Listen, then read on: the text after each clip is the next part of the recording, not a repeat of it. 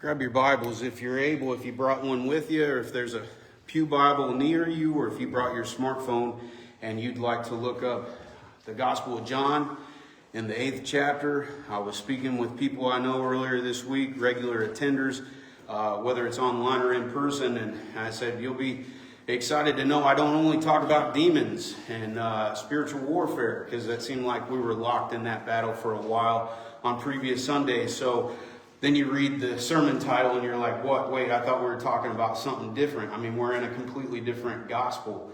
So here's what I'd like us to do. This is all about a church fight. I will ask you to go somewhere in your mind where you might have some prior experience.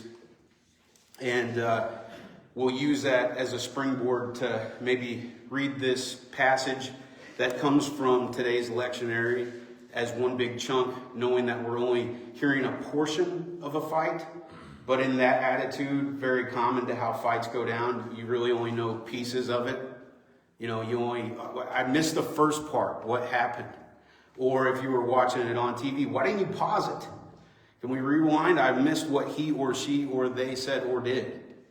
And so that's kind of how we're doing it with this church fight that Jesus is caught up in. If you have a Bible with headings and subheadings, then you can see where chapter 8 jumps off. Okay? So kind of maybe a scandalous chapter, as it were. And it moves on to other subheadings, if you'll just look at those quickly. I mean, here you are, an obscure guy that your hometown crowd doesn't even like, and you're wandering around the countryside saying you're the light of the world. Bread for everybody to eat. Isn't this the carpenter's son whose carpentry is always a bit off? Then you get the unbelieving people warned.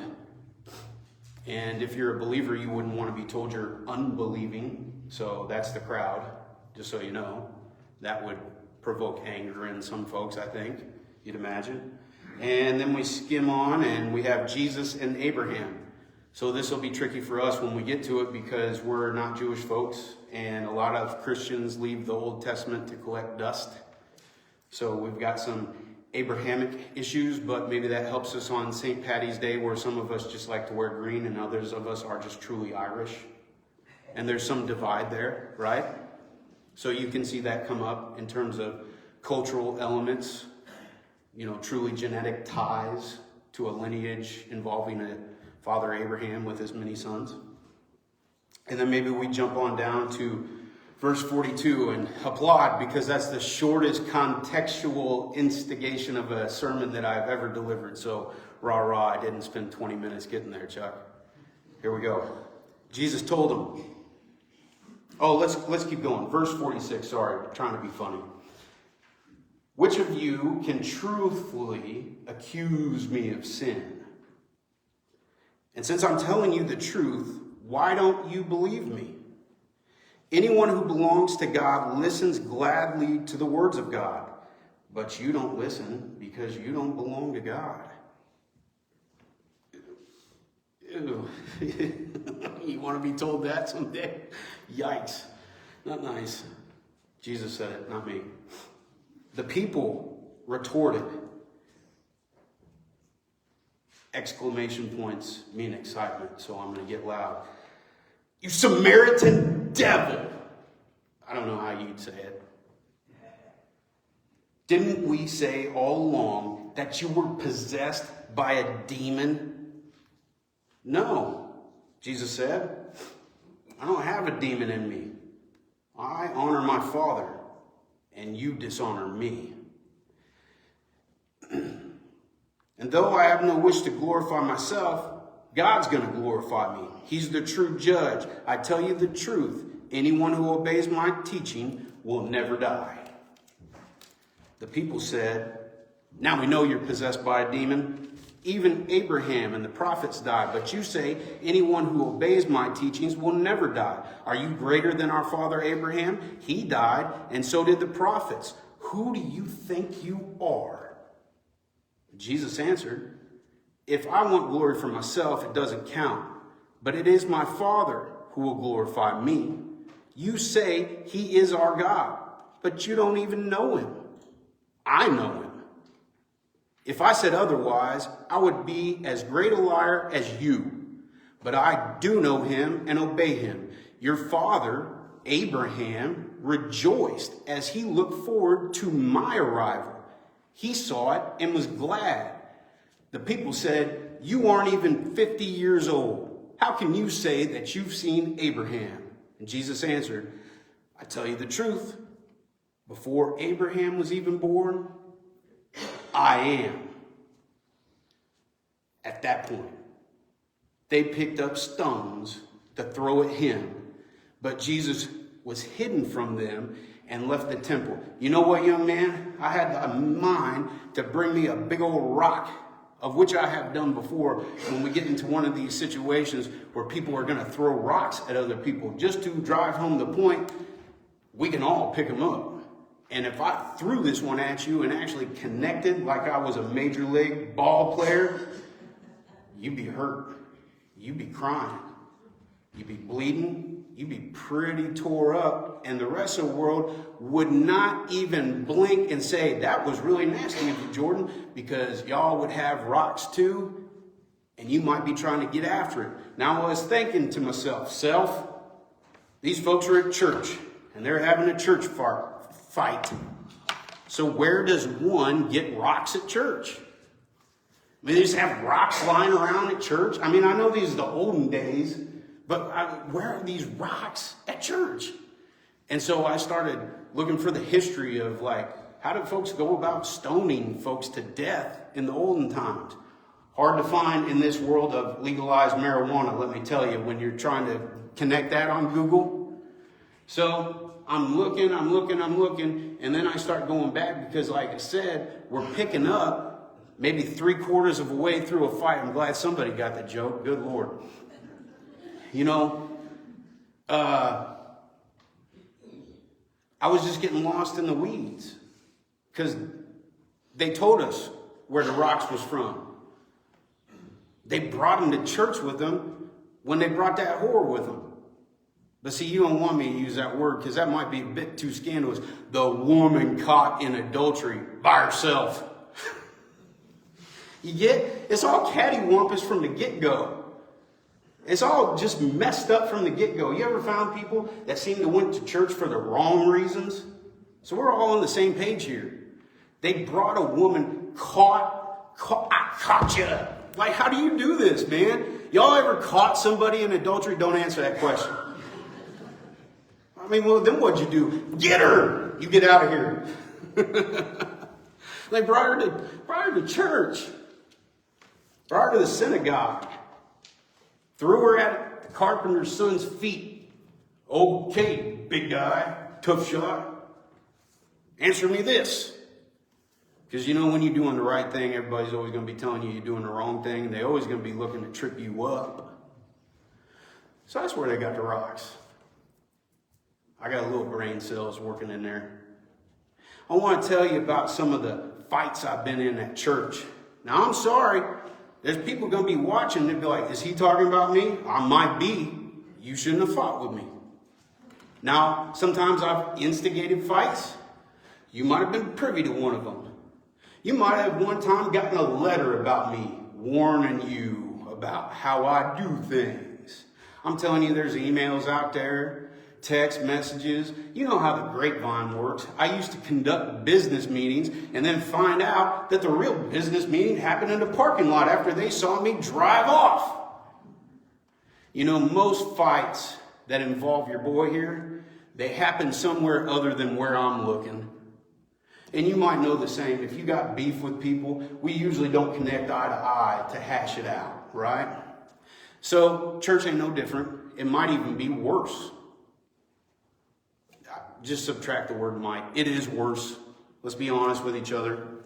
The hypocrisy of religion is what keeps people from filling up the pews. We all don't have to say what is really true. I'll do it for you. And so this is where we are in the first century. It's hitting too close to home, I know. So just in the context here, we're looking at a story about Jesus. The nice thing about the good news is it's eternal. And what is eternally true has to reach people in the first century. And you know what? It even has to get BC, right? For truth to be true, it has to be true for all time. It can't just be true for your time. So we can't take the Bible and twist it all up and make it some 2024 document for us to better understand. We got to get back to where it was, that original audience, and I think we're already there.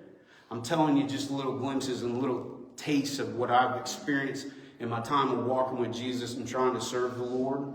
And it's going to be easy for us to see ourselves on both sides of the fence, because I don't really think adultery is too great, do you? I don't really want to throw rocks at people either. But, you know, sometimes I get pretty mad just asking people I love the most. And sometimes my anger spills over so well that I scare people. And you might feel like you could play that role sometimes. So it'd be appropriate, although we don't want to see ourselves as these hypocritical Pharisees, the people who are, they don't want to either. And also, we don't want to put ourselves in the shoes of Jesus other than he says you ought to.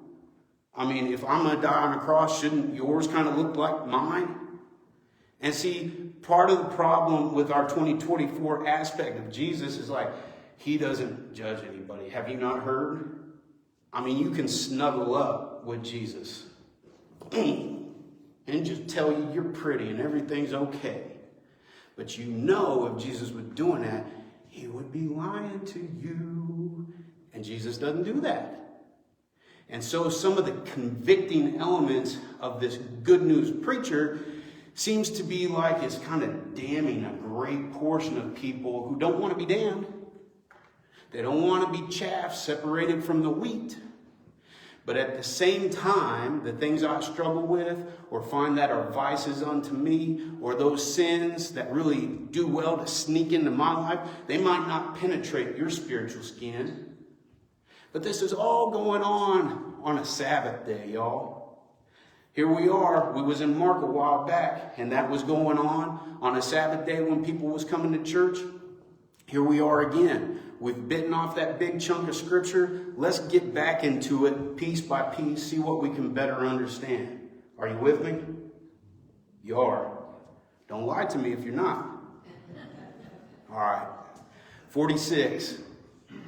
Which of you can truthfully accuse me of sin? This is the open door policy I like to offer people when they say I'm wrong. Because I tout myself as not a liar. So just come on with it, you know. If I done something wrong, let's just lay it out there, y'all. And since I'm telling you the truth, because you should be truth tellers too. Don't have me stand up here. I know not everybody's meant for public speaking. I want to be your mouthpiece too. We're exploring the Bible you believe in. We're worshiping the God that you believe in. So you as a Christian, you should leave this open door for anybody. It's an open door policy. Hey, if I've done something wrong, y'all need to tell me. We're here at church together, ain't we? I'm telling you the truth. Why don't you believe me? Anyone who belongs to God listens gladly to the words of God. Now here, I mean, I don't know if Jesus was right-handed, but here is the big verbal punch. But don't you listen. You don't listen because you don't belong to God. Now, as a Christian, if I was to walk up to you as another Christian and be like, you ain't no Christian, would you like me saying that? I have you know that I got somebody who was biologically connected to me, told me I was going to hell. Not once, not twice, but more times than I ever recount. And that was straight to my face. Email didn't exist back then. But those emails do exist. And those words have been said. And I don't use that to pat myself on the back. But I tell you, as you might have seen a post recently, it does fuel me. Bring it on. I'm not going to back down from the truth because life will seek it out. It will just ask that of you again and again and again. So as many might know that contemporary worship song, When All Is Stripped Away. Oh yeah, when life robs you of everything, you ain't got nothing but the naked truth. And many times those of us in the healthcare industry know that is literal and figurative. And so here we are, and when Jesus says this, Could you imagine your buddy Jesus saying this to you? I mean, he's saying this to people he knows. He ain't saying this to strangers. Let's get back to where he is. He's in Jerusalem. He's in the big daddy of the synagogues, the temple, the church. I mean, this is the one that he's been going to since they forgot about him when he was somewhere around your age. And he'd been impressing people. They knew this man, right? He wasn't amongst no strangers when he said, you don't listen because you don't belong to God. Now, if you've got years of service in the church and somebody tells you you don't even know who you're serving, watch out. This is Jesus telling church know-it-alls, y'all might have a punch card or something, but you're not really in the club. So, we should understand Jesus is not at all interested in short-term disciples, okay? He don't want you to take a semester of his classes, seek your credit, and then get on with your life and apply nothing of what you learned. We know those type of students, don't we, teachers? Now, Jesus is after followers that are in it for the long haul. And so he is challenging these people to figure out who they are. And just because you swimming in the same pond your whole life don't mean you're in the club either. 48. The people retorted. Don't you like that word? It needs to be nastier, doesn't it? Because when somebody steps on your toes, how do you come back? How do you retort in your personal life? They said, and I won't do it so loud because I got the microphone, you Samaritan devil. Didn't we say all along? Haven't we been talking about it while you ain't been here? Hey, Joe, weren't we talking behind his back that he was a devil? I mean, that's how you expose the truth right there. You let everybody know, oh, we've been talking trash since the last time you was here for the holidays. Because that's what they did. They came to Jerusalem for a holiday. And you don't talk trash to the people you don't like who are around the table for the holidays, do you? I mean, you wait until the mixer's really loud and be like, I don't even like her mashed potatoes. Come on now, just trying to lighten up the load, you know? Because how do you say something that is really just a terrible racial slur? See, you don't live near Samaria, so I need you to get to the part in your mind where you say, that is the bad part of town. That is the other side of the tracks.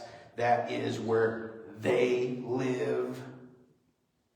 And nothing good goes on there. So without just being nasty for the rest of the world to make into some form of reel where they can be like, did you hear what Jordan said? Because I have you know, people take me out of context all the time. I've sat in front of a firing squad and said, you said this because somebody took the time to take me out of context and get about 6 to 8 sentences of fuel for their fire. And they said, what did you mean when you said this? This is not biblical. And it was nasty to me. Oh, they was nasty. Made me cry. Made me not want to go to church anymore. But I kept going because maybe I'm just like my granny used to do. Something like this. But if you do something like this, people get mad at you. Don't you know? That's not funny. You're making fun of people with mental health issues. What would you say to somebody that would make them feel so low, it would be the equivalent? How could you really go after somebody these day and age? Because we do not run up to people and say, you're a devil, you're a demon. Although some people have called me that. But they will say, you're crazy. You're depressed. I don't even believe in that stuff. You know, here we go, snowballing, aren't we? That's what hate does. People are enraged, man. I don't know what would drive you to say something like this at church. Man, but it can get pretty twisted pretty quick, can't it? The wheels had come off by this. I mean, when did the wheels come off on this conversation? Probably at the point where they were out trying to catch somebody in adultery, and they're like, you know what we also got? Rocks. Let's go to church. Come on, it's the holidays. Good Lord. So here we are, trying to navigate all of this, and now I better understand what those 3 words mean, and that's why I made them the title. because I didn't really understand. Like, we got to get inside the minds of our culture. Who do you hate the most in your culture? You don't want to say it, but there's some demographic. There's some persuasion. There's some book with a cover on it that you don't want to read that book. And what you know about it is what other people have told you about it, right? Am I telling the truth? Please tell me if I'm lying. So we're just trying to navigate this, and you know when a storm is coming, right? Now, show of hands, since I'm only talking about storms, how many of y'all like to see them? You like to go watch? We're just talking about storms, y'all. Oh, okay. We got. Hey, come on, just be honest with me. You like to see some lightning? You like to hear some thunder? Yeah. I mean, who wouldn't like that? So who doesn't like a good fight? Right? I mean, you've been that kid on the playground where it's like, fight. When there's some people in this room, when I get a good one, I'm going to call and tell you. I'm like, you ain't going to believe what's been going on at this church. And they're like, let me have it. So you can see these storm clouds are gathering. They're rolling in. And they've been building. They brought a prostitute to church. You can imagine the gossip? Like, no, I didn't. Yeah, she's not a prostitute. She's just a whore. So somebody ain't going to like me saying that. And some people are going to say, he ain't even got the right diploma to be saying that. And some people will be saying, man, I don't even know why you listen to this dude. Ain't you heard? He's crazy. We've been talking about that for a long time. I've been telling you for years this dude was messed up. Look at him. Have you looked at him? Sometimes people got to give other people a warning about me, y'all. Just be prepared. Jesus didn't have any tattoos. I ain't like him in that way. Jesus didn't ever sin. I'm more of a Pharisee than I am a Christ. You get what I mean? But I ask you to see yourself in all the positions that this current fight is taking on. I love mixed martial arts. And my girls love it when the girls are fighting. My boys don't really care so much. It's funny. My daughters like to fight more than my sons, but whatever. So we're like, who's going to win? Green shorts or white shorts? And we'll pick. And it's usually on who they think is cuter, whatever. But sometimes during the fight, who they picked isn't going to win. It's just obvious. And so they're like, I'm green shorts. I'm like, no. You picked white shorts. That's how it goes with fights, you know? So you can ping pong back and forth. You can see yourself all in throughout this text, and you don't even have to have the nitty gritty stories that I could tell you. Because, well, maybe you're blessed to be spared from some of the struggle. But here we go. As we're talking about all this, what is ahead of Jesus? Ask yourself, what's on his calendar? You got plans today. Can you see your cross? Ooh, man, that hits. Because some of you can. That hits because some of you can't, but you know it's there. That hits hard because, man, my cross ain't, made out of wood. And I ain't got any nails smashed through my forearm, and I'm aching. And you might know some of this. And then people say things about you that they just hurt.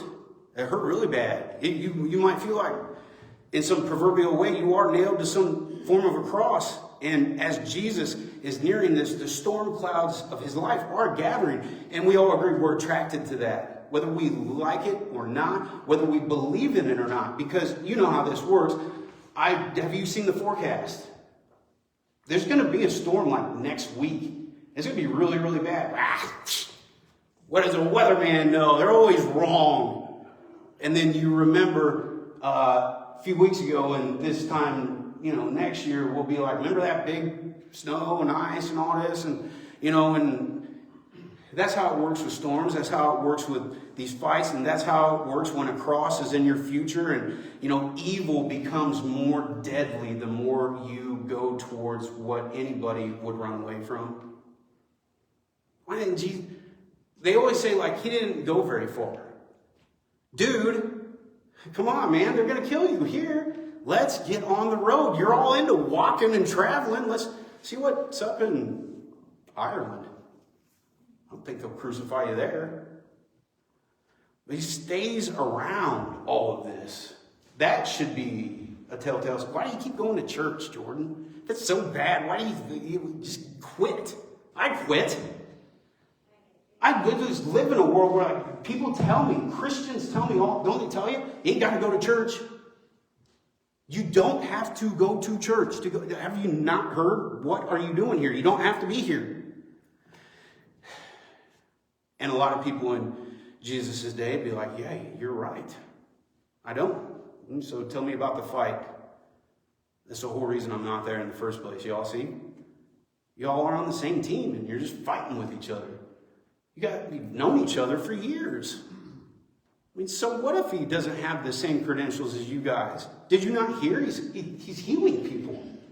What do you care if he didn't go to the same seminary that you went to? And he's doing things that are helping people. What do you care if he's unorthodox? Have you gotten to know him? He seems pretty darn orthodox. Evil is just building and building and building. And so struggle always pinpoints your weakness. And if Jesus has a chink in his armor, which you would say, how could he? He doesn't. Even though he willingly died. Seems like that's a pretty big hole in your game by a worldly standard, wouldn't it? So people are constantly taking a confusing situation and making it even harder to navigate. And again, you're building into this. These are not strangers. This is not somebody from half a world away that left a nasty comment on your wall or your feed. No, you know them. You know their kids. You guys used to play. I don't know why you're not friends anymore. You used to have sleepovers. What happened? I thought you guys really liked each other. I mean, you're supposed to be a family. Isn't this a holiday? Why are you fighting? Good Lord, put that stone down. What are you doing, Jerry? I don't know if his name was Jerry. Everybody is trying to belittle and dishonor Jesus. What do you know about that? You've done that to somebody. What do you know about that? You've received it. Somebody has done that to you. Some people have done that to you. And you know what I better understand? People need this fuel constantly. And so they grasp at straws. Play on these words with me, right? You know how quickly straw burns if you light it on fire. You have to continually fuel these flames. That's why as much as people say, I love you, you do so much good, Jordan, you're a nice person, I say, I'll show you a text message where somebody feels the opposite. And though I have no wish to glorify myself, God's going to glorify me. He is the true judge, and I tell you the truth, anyone who obeys my teaching will never die. Now, if you're with me, and I think most of you are, we just went back to Scripture, and maybe you had to get back on that train with like, oh, these aren't Jordan's words, these are Jesus's words. So I'm not here to glorify myself, I'm here to glorify God.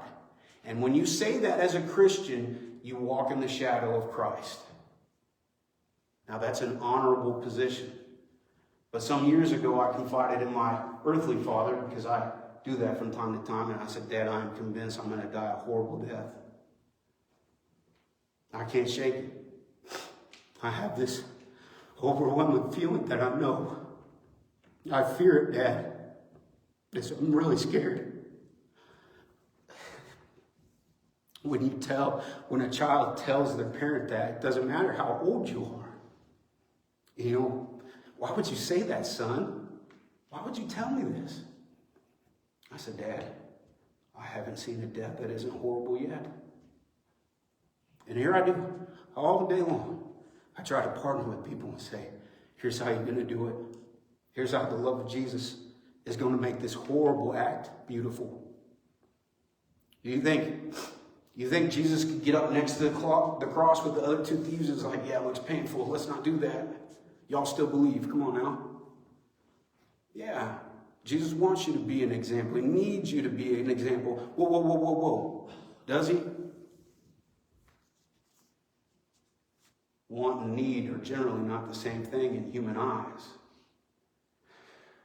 The one true God seems to have a plan in which I cannot fully grasp, but details get dished out every now and again.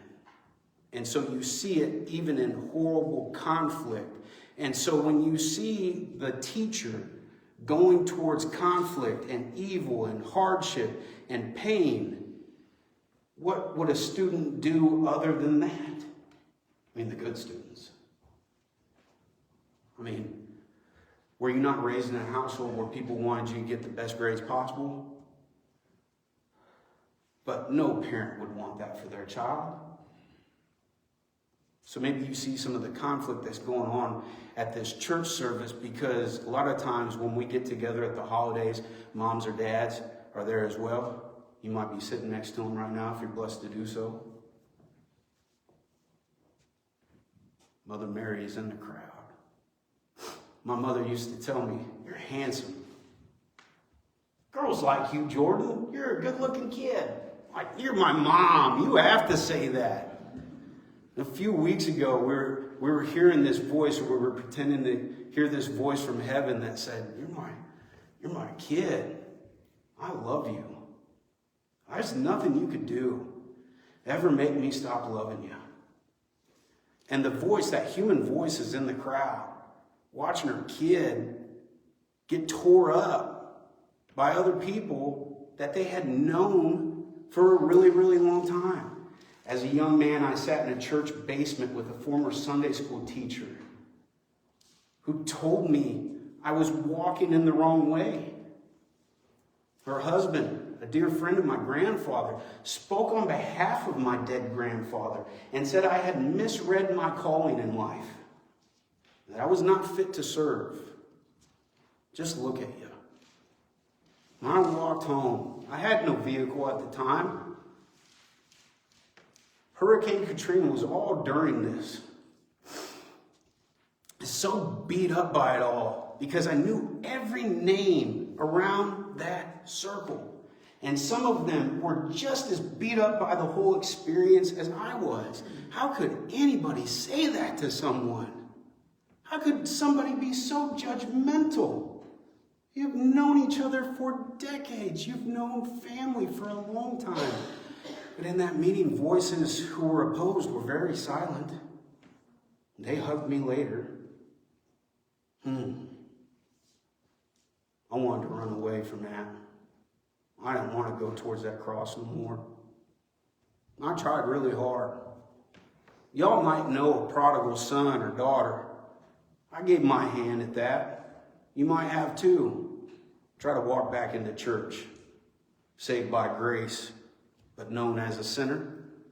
And that's what it's coming down to here. Those storm clouds that everybody sees, Jesus knows it's your salvation. But everybody else believes it's total destruction. And what we should understand here, as we just explored a couple more sentences, the endless problem we're going to have as we live in this life and in this world is skeptics always are going to have trouble understanding that it's never who Jesus claims to be. It's who Jesus is. My faith is not predicated on assumptions, nor should yours. I want you to have a faith that leads to your knowing. Not so you could be a person who says, if I was alive on that Sabbath day, I would have done this. Or I would only believe if I was there when he calmed the storm. Yes, if I had been at the wedding feast and drank that fine wine, I'd give my life. But time and again it is revealed that is not the case. That is a very bold statement and a lie. Because when all of this is going down, we see this core group getting smaller and smaller and smaller. You understand this, don't you? In the Beatitudes, there are thousands. Now there is a handful. If I'm trying to get popular and I'm trying to make a name for myself and I peak and then my followers vacate and my views go down, is that good for my reputation? It builds the claim that not only is he some half-breed twit, he's crazy. And he's not only crazy, he's interacting with the devil so much, he's that too. And that's what they've been saying. And it will be very easy for this huge group to get on board with crucifying, right? But next Sunday when you have me here, it'll be, yeah, I like him. I do. I really like him. No, crucify him. I thought about it, crucify him. I had a rock in my hand just a couple Sabbaths back. Let's get him. We should have threw them rocks. The people said, now you're possessed by a demon. Even Abraham and the prophets died. But you say anyone who obeys my teachings will never die. Are you greater than our father Abraham? He died, and so the prophets died. Who do you think you are? Anybody ever ask you that question? Let me tell you, when people ask you that question, they're not waiting for your answer, okay? Let me tell you from experience. When people ask you that question, generally speaking, they just keep talking after the question mark because they've figured you out. They know who you are, please, boy. And so what we have to remember is that evil preys on your personal weaknesses. Oh, it works well for me. I have to work so hard to shut off the inner conflict because the outer conflict is quite heavy. You know, when you feel that people suffer from PTSD or even secondary trauma, when you hear things about displaced anger, right? Or guilt that isn't meant for your shoulders. What is that? I mean, it could be the funny stuff. I thanked my wife for having a pizza with gluten in it with pineapple because then I didn't eat any. See, if that pineapple hadn't been there, I would have been a glutton. And, you know, food for me is a huge vice. And that's a chink in my armor. And so, you know, that can really work a whole lot of problems into my life. And so when we talk about weaknesses of the body, what is the weakness of my faith and my spirit? You understand? Because as much as I might portray myself as some sort of follower of Christ, I'm really the guy that's got, I'm doing all the bad stuff, right? That's what it comes down to here. As much as I want to believe I'm not a Pharisee, right? It needs to be somebody else, right? And we have to remember here that when Jesus talks about death, he is talking about physical death. And when you hang out with me, yeah, probably gonna be one of the options. But Jesus is also talking about a spiritual death. So I want to encourage your spirit today. Because I can only encourage your physical body so much. And that mental state, coupled with your spiritual state and your physical body, I think it's all there intertwined. And I want to speak to that now. That when all of this is going on in your life, and maybe it is in a church setting or whatever the big conflict is, that you have to evaluate your own character. And sometimes that's a pretty harsh assessment, and other people will help you do that. And a lot of times, if you know what I know, there's 2 rings. So somebody lets you know, check yourself. Please do that for the sake of this family, for the sake of our community, for the sake of our world of which we have many concerns. And then believe also, while you are being knocked down, and many people do have things that they are saying about you, and maybe you could go with me about, the gossip line and the grapevine and the things that get said when your back is turned, or when you're out of earshot, or God forbid that somebody just thinks negative thoughts about you on a regular basis, the same way you do with your arch nemesis, like you're a superhero. And you evaluate that, yes, God has created you for a lot of amazing reasons and purposes. And somebody somewhere in a parental role said, you are beautiful. You are special. I have counted your fingers and toes many times. I have thanked God for you. And somebody said that to the person you hate the most. And if you believe God doesn't make trash, you shouldn't treat other people like it. And Jesus answered, if I wanted to glorify myself, well, it doesn't count, but God is going to glorify me. He is our God. You don't even know him. I know him. I said otherwise, I'd be a great liar. But I do know him. I obey him. Your father Abraham rejoiced and looked forward to my coming. He saw it and was glad. Get to your cartoon image of the bad villain, and they're just getting, this is Popeye and Bluto, and smoke is going to come out of somebody's ears.